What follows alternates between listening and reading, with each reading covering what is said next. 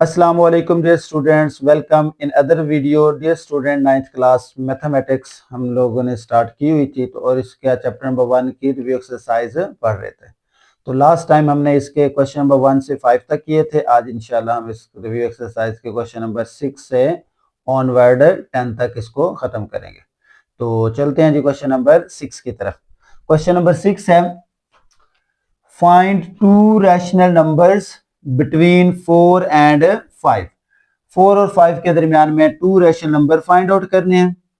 तो स्टूडेंट्स क्या करेंगे, हम इसका एवरेज लेना स्टार्ट कर देंगे। तो पहले नंबर के लिए क्या फाइंड करेंगे हम, यहां पर average, taking average of 4 and 5। जी, तो एवरेज जब हम 4 और 5 का लेंगे तो क्या बनेगा, इसको ऐड कर देंगे 4 प्लस 5 को और डिवाइडेड बाई 2 कर देंगे। 4 प्लस 5 कितना आ जाएगा, 9 डिवाइडेड बाई 2। तो ये हमारे पास एक नंबर आ जाएगा, फर्स्ट नंबर हमारे पास ये आ जाएगा। उसके बाद दूसरा नंबर लेना है तो उसके लिए भी हम एवरेज लेंगे, एवरेज ऑफ 9/2। एक तो ये आंसर आया, एंड जो इसका लास्ट नंबर होता है 5, यानी कि पहले हम 4 और 5 के दरमियान में निकाल लेते हैं ये 9/2, और ये जो आंसर आएगा ये इनके दरमियान में किसी जगह आएगा, ऐसे आ जाएगा 4 9/2 और ये आ गया जी 5। अब हमारे पास दो चॉइसेस हैं, या तो हम इन दोनों के दरमियान में एक नंबर फाइंड आउट कर लें या फिर इन दोनों के दरमियान। तो ये जो नंबर आता है मैं इन दोनों का एवरेज ले रहा हूं, 9/2 और 5 का, 9/2 और 5 का। तो ये क्या बनेगा, यहां लिखेंगे 9/2 प्लस 5 और इसको डिवाइड कर देंगे किस से, 2 से। जी, तो इसको करें जरा, इसके नीचे कुछ नहीं है तो 1 होगा, इन दोनों का एलसीएम क्या आ गया 2, ये 9 एज इट इज, कुछ नहीं था 2 इधर मल्टीप्लाई हो जाएगा, क्या आ जाएगा 10। और इसको अगर हम डिवीजन में चेंज, डिवीजन था मल्टीप्लिकेशन में करेंगे तो 1/2। तो ये आया जी हमारे पास 10 और 9 कितना हो गया जी 19/2 मल्टीप्लाई 1/2, 19 1 दा 19 डिवाइडेड बाई 4। तो रिक्वायर्ड नंबर्स कितने आ जाएंगे, दो रिक्वायर्ड नंबर्स हमारे पास आ जाएंगे। हेंस रिक्वायर्ड नंबर्स आर, कौन कौन सा आ गया जी, एक 9/2 एंड 19/4, 9/2 और 19/4, और यही इसका क्या होगा, आंसर होगा जी।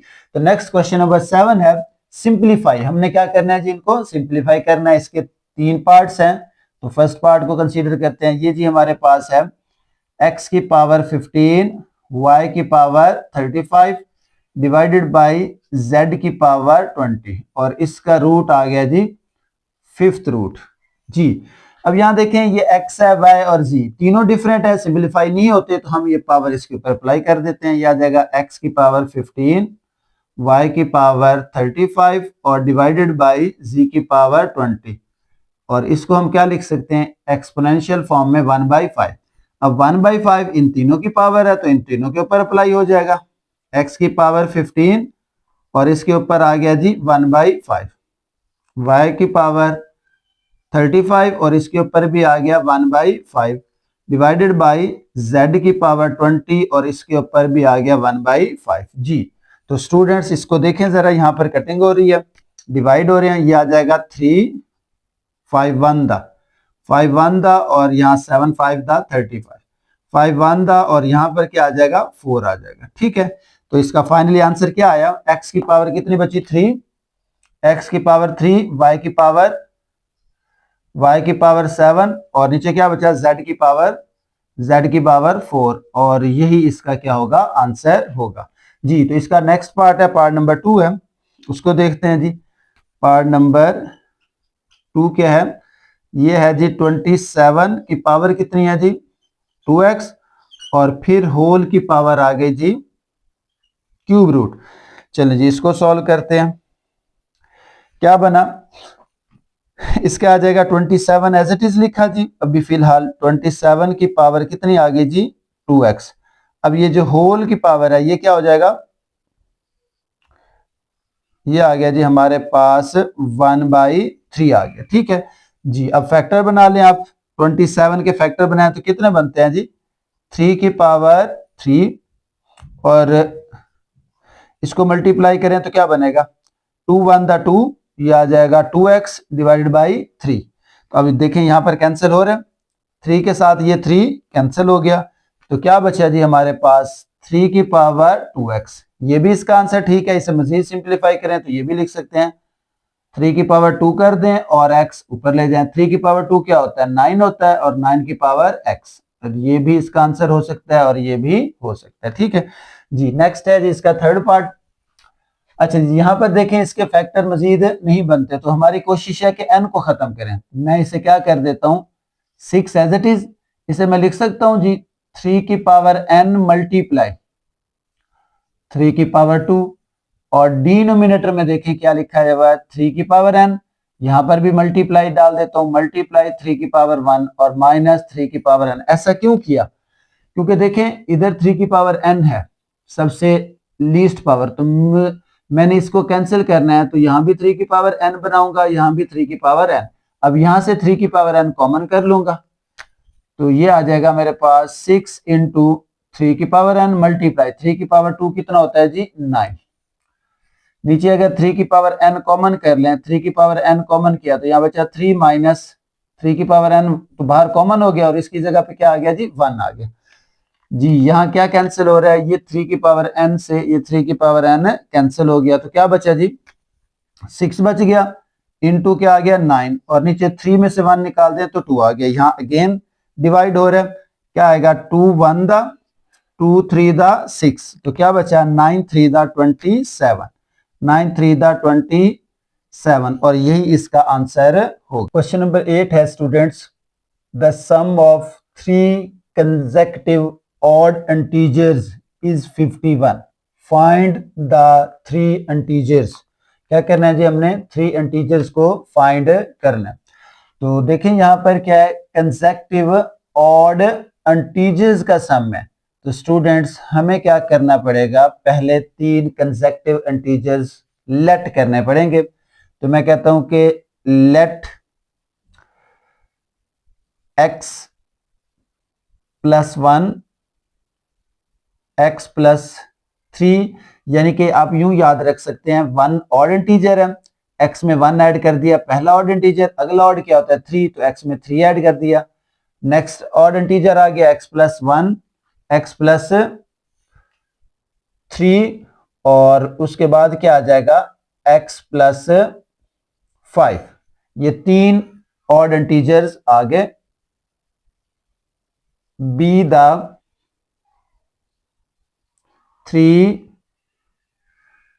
consecutive odd integers, then by given condition. Condition क्या थी कि उनका सम था, इनको सम कर देते हैं, x + 1 x + 3 और x + 5 जी। कितना हो गया जी हमारे पास 51 हो गया। अच्छा इनको प्लस करें जरा, x x और x, कितने x हो गए 3x, 1 और 3 4, 4 और 5 कितने हो गए जी 9 हो गए। तो ये आ गया जी हमारे पास 51। अब क्या है जी 3x, हमें तो x फाइंड आउट करना है, ये आ जाएगा 51 माइनस 9, तो 3x = 42, और x = क्या आ जाएगा 42 डिवाइडेड बाई 3, तो x आ गया जी हमारे पास 14। अच्छा जी, अब इसमें पहला ऑड इंटीजर जो क्या है, तो क्या लिखेंगे यहाँ पर, सो x + 1 क्या होगा 14 + 1, तो क्या आ गया जी 15। उसके बाद क्या हो जाएगा x प्लस, नेक्स्ट क्या लिया था हमने जी 3, x + 3, तो क्या आया जी हमारे पास 14 + 3, 14 + 3 कितना हो गया जी 17। अच्छा जी, उसके बाद क्या आ जाएगा हमारे पास x + 5, तो क्या आया 14 + 5, तो कितना आ गया 19। तो हमारे पास क्या आ गया जी, hence 15 17 and 19 are the odd integer. ठीक हो गया। इनको तीनों को अगर आप ऐड कर लें तो आपके पास 51 बन जाएगा। देखें 19 + 17 36 हो गया, 36 में 15 ऐड करें तो 51 आ जाएगा, तो ये इसका आंसर होगा। अच्छा जी, उसके बाद नेक्स्ट क्वेश्चन है, क्वेश्चन नंबर 9 है, Abdullah picked up 96 balls and placed them into 2 buckets. Abdullah ने 96 बॉल्स उठाई और उसको 2 बकेट्स में डाल दिया, लेकिन कंडीशन आगे क्या है, 1 bucket has 28 more balls than the other bucket, यानी कि 2 बकेट्स हैं, एक के अंदर अगर कुछ बॉल्स हैं और दूसरे में उससे 28 ज्यादा होंगे। वो कहता है how many balls were in each bucket, तो ये हमने फाइंड आउट करना है कि हर बकेट में कितनी बॉल्स हैं। तो हम इसको सॉल्व करते हैं, पहले हम इसको लेट कर लेते हैं। हम कहते हैं कि नंबर ऑफ बॉल्स, लेट कर लेते हैं हम, let number of balls in 1 bucket कितनी जी, हमने कहा कि x है। अच्छा, उसके बाद क्या हो जाएगा, number of balls in other bucket, तो वो कितनी हो जाएगी, x प्लस 28, यानी कि एक बकेट के अंदर जो है बॉल्स दूसरी बकेट में उससे 28 ज्यादा है, तो ये कंडीशन है हमारे पास। देन दोनों का सम क्या रहेगा, दोनों बॉल्स का सम कितना रहेगा, 96 रहेगा। इन दोनों को ऐड करते हैं हम, x plus 28 is equal to 96, यानी कि ये अदर बकेट है और ये पहली बकेट है, इन दोनों का सम 96 आ गया। x और x कितना हो गया जी, ये आ जाएगा 2x plus 28 is equal to 96, 2x is equal to 98 minus 28, minus किया हमने, ये आ गया 2x, इसको माइनस करें, 16 में से 8 माइनस किया तो 8 बचा, 8 में से 2 निकाल दिया तो 6 बच गया 68, ये आ जाएगा x is equal to 68 divided by 2। तो x की वैल्यू कितनी आ गई, 2 पे डिवाइड करेंगे तो 2 1 2 2 3 6 और 4 34, तो x की वैल्यू 34 आ गई। तो इसका मतलब है आगे क्या लिखेंगे, number of balls in in one bucket is equal to क्या था x, और ये क्या आ गया जी 34 आ गया। अच्छा, उसके बाद number of balls in other bucket वो कितनी थी, x प्लस 28 मोर थी, तो इसका मतलब है क्या हो जाएगा, यहां पर x कितना निकला जी 34 प्लस 28, तो इसमें आ जाएगा हमारे पास 8 और 4 कितनी आ गई, 8 और 4 12 आ गई, 3 2 5 और 1 6 62, यानी कि एक बकेट में 34 बॉल्स होंगी और दूसरी में कितनी होंगी 62 होंगी, और यही इसका क्या होगा जी आंसर होगा। क्वेश्चन नंबर 10 है students, Salma invested rupees 350,000 in a bank, which paid simple profit at the rate of 7 into 1 by 4% per annum, salana. After 2 years, the rate was increased to 8%. इसका मतलब क्या हुआ कि पहले 2 साल इतना प्रॉफिट रहा 7 into 1 by 4, और उसके बाद जो है वो प्रॉफिट जो रेट है वो इंक्रीज हो गया 8% हो गया। द अमाउंट शी हैड, हमने क्या फाइंड करना है, find the amount she had at the end of 7 year, 7 years के बाद उसके पास टोटल कितनी अमाउंट होगी। तो स्टूडेंट्स इसके 2 पार्ट्स हैं, पहला पार्ट ये है कि पहले 2 साल हम ये वाला प्रॉफिट फाइंड आउट करेंगे, ये वाला मार्कअप फाइंड आउट करेंगे, और उसके बाद नेक्स्ट 5 इयर्स ये वाला मार्कअप फाइंड आउट करेंगे, क्योंकि टोटल 7 ईयर है ना, पहले 2 साल का तो ये वाला प्रॉफिट है और अगले 5 साल पे ये प्रॉफिट है।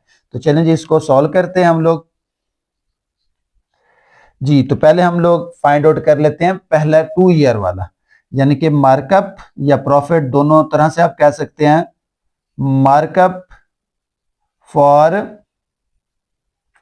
First 2 years. तो उसके लिए देखें जी हमारे पास क्या क्या है, अमाउंट जो टोटल थी उसे हम प्रिंसिपल कहते हैं, तो यहां आ जाएगा प्रिंसिपल अमाउंट, ये आ जाएगा प्रिंसिपल अमाउंट वो होती है P, जो कि कितनी आ गई 350,000। ठीक है। अच्छा जी, उसके बाद रेट कितना है जी, रेट रेट को हम R से डिनोट करते हैं और रेट है जी 7 इंटू, क्या आ गया जी 7 इंटू 1/4%। चलें जी, इसे लिख सकते हैं 7 4 29/4%, और इसको डिवाइड करें तो 7.25%। ठीक है, ये रेट हो गया। अच्छा जी, टाइम कितना था जी, टाइम को डिनोट करते हैं T से, और टाइम है जी 2 years। ठीक है। अब देखें मार्कअप फॉर फर्स्ट 2 year, तो पहले 2 साल के लिए हमने मार्कअप निकालना है। तो इसका फॉर्मूला क्या होगा, मार्कअप यानी कि M1 से हम क्या देते हैं, ये होता है P प्रिंसिपल मल्टीप्लाई रेट, और मल्टीप्लाई क्या आ जाता है, T टाइम आ जाता है। प्रिंसिपल कितना था 350,000, रेट कितना है जी, रेट 7 पॉइंट, ये आ जाएगा 7.2%, और मल्टीप्लाई T कितना है जी, टाइम, ये आ गया जी 350,000 मल्टीप्लाई 7.25%, को हटाया तो उसकी जगह क्या आ गया जी 1/100, और मल्टीप्लाई बाई 2 आ गया। तो अब देखें जी क्या बना यहाँ पर, ये जो 2 जीरोज हैं, इन 2 जीरो को हम इन 2 जीरो से कैंसिल कर देते हैं। तो क्या आ जाएगा 350 मल्टीप्लाई क्या बचा 7.25, और मल्टीप्लाई 2, इन तीनों को मल्टीप्लाई कर दें तो हमारे पास जो M1 बनेगा मार्कअप, ये बनेगा 50,750। ठीक है, ये आ गया जी हमारे पास मार्कअप आ गया। ठीक है, M1। चलिए जी, अब नेक्स्ट फाइंड आउट करते हैं जी, next markup for next 5 years। अब आ जाएगा मार्कअप फॉर नेक्स्ट 5 years। यहां पर सिर्फ रेट इंक्रीज होगा और टाइम इंक्रीज होगा जी। तो यहां पर भी वही प्रिंसिपल अमाउंट जो थी, प्रिंसिपल अमाउंट P, तो वो तो वही रही 350,000। अच्छा, उसके बाद रेट इंक्रीज हुआ, यहां पर रेट जो था R, वो क्या हो गया जी 8% हो गया। यहां पर देखें नेक्स्ट इंक्रीज हो गया था कितना जी 8% इंक्रीज हो गया था, और टाइम क्या बना यहां पर, टाइम T आ गया जी यहां पर 5 years जी। तो यहां फॉर्मूला यूज करेंगे हम लोग, कौन सा, मार्कअप वाला जी। तो मार्कअप क्या होगा, M2 फाइंड आउट करते हैं, ये आ जाएगा P multiply by R multiply by T। तो प्रिंसिपल वही 350,000, 350,000, रेट कितना आ गया जी 8%, और मल्टीप्लाई बाय T कितना आ गया जी 5 years जी। तो ये आ जाएगा हमारे पास एज इट इज 350,000 मल्टीप्लाई 8%, को हटाएंगे तो उसकी जगह क्या आ जाएगा, मल्टीप्लाई 1/100, और मल्टीप्लाई बाई 5। यानी कि स्टूडेंट याद रखें, ये परसेंटेज का साइन इक्वल टू होता है 1/100 के। ठीक है, जहां पर भी परसेंटेज आएगा 1/100, यहां पर भी देखें परसेंटेज का साइन था, इसको मैंने हटाया, percentage is equal to 1/100 put करते हैं। ठीक हो गया। अच्छा जी, यहां पर देखें क्या हो सकता है, कटिंग में डिवाइड कर दिया, सिंपल सी डिवीजन कर देता हूं, ये आ गया जी। उसके बाद क्या बचा, ये बचा 3,500, इधर मल्टीप्लाई बाई 8 मल्टीप्लाई बाई 5, इन तीनों को कैलकुलेटर से मल्टीप्लाई करें तो ये आ जाएगा 140,000। ये आ गया जी हमारे पास M2 आ गया, यानी कि मार्कअप नंबर 2 आ गया, जो कि किसका था जी, नेक्स्ट 5 years का। 2 years का भी मार्कअप आ गया, 5 years का भी आ गया।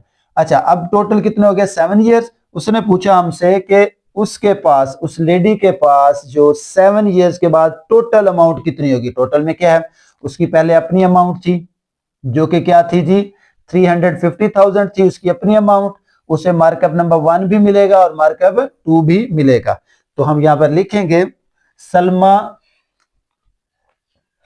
हैड जी, तो यहां पर लिखेंगे सो शी हैड